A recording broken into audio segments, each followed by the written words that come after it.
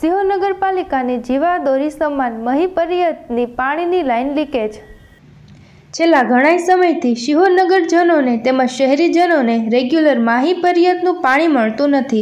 ત્યારે છેલ્લા ઘણા સમયથી 6 દિવસ, 4 દિવસ અને 8 દિવસની અંદર પાણી આપવામાં આવે છે।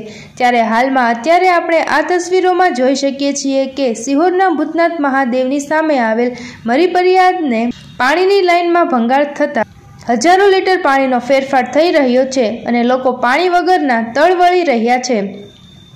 ત્યારે આ પાણીની લાઇન છેલ્લા 2-3 દિવસથી તૂટી ગયેલી હાલતમાં હોય ત્યારે અહીંથી પાણી વિભાગના દરેક સુપરવાઇઝરો પસાર થાય છે તો આ પાણીનો બગાડ થઈ રહ્યો છે તે કોઈના ધ્યાનમાં કેમ નથી આવતું તે પણ એક વિચારોની વાત છે।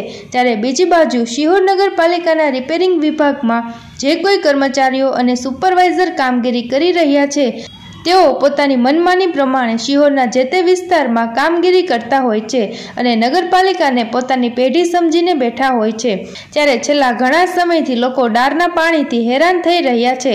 ત્યારે આ નજારો જોઈ શકો છો કે છેલ્લા ઘણા સમયથી અહીંયાના પાણીનો ફેરફાર થઈ રહ્યો છે।